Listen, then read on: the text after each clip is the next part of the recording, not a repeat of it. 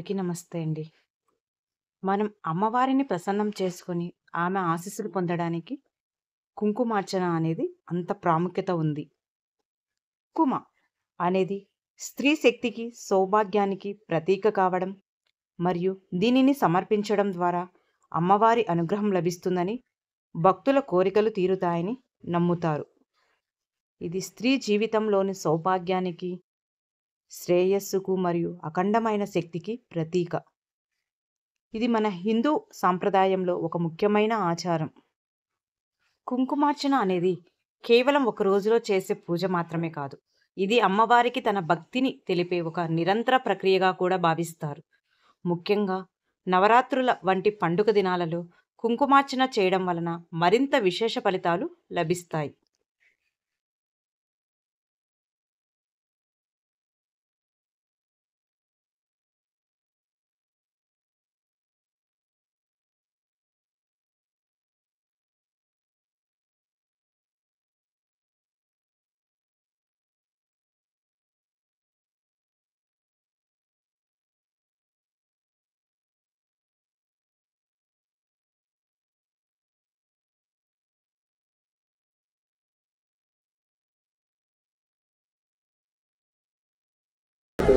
కాబట్టి వాళ్ళకు మన జీన్స్ లో ఉంటుందంట. జీన్స్ తెలుసు, జీన్ అంటే తెలుసుంటుంది. చదువుకున్న పిల్లలకు అందరికీ బాగా తెలుస్తుంది. ఆ జీన్ లో అది తిరిగి కొనసాగుతానే ఉండదు. వారు అంటే మాకంటే ఎప్పుడు ఇదే దేవతా ధ్యానం మాకు పెట్టినారు ఇది అని. కాబట్టి మేము బ్రాహ్మణులుగా మన పిల్లలందరికీ మనం అనిపించేందుకు చేయించుకుంటారంటే అది చేయించుకుంటారు. అయితే మనకు పూర్వం అంతా ఈ కుల విభజన అనేది మనకు లేదు, పూర్వంలో లేదు. ఇదంతా జ్ఞానానికి మాత్రమే.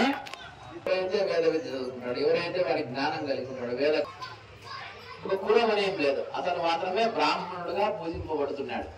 అయితే కాలానుగుణంగా కొన్ని మార్పులు వస్తాయి. ఏం గర్విస్తారంటే నిన్ను పొందుతో స్వర్గానికి పంపించేస్తా అంటాడు. అంటే మనిషి శరీరం సశరీరంగా ఇవన్నీ వాళ్ళంతా దేవతలేంది, వాళ్ళేంది, వీళ్ళేంది, నా తపస్సు నేను చేసిన తపస్సు దశమంతు వినాయకం వినాయకం 9వ గణనం అంటే 12.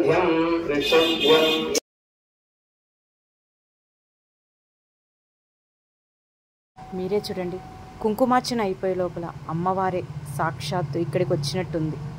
ఆవులో సకల దేవతలు కొలువై ఉంటారు కదా.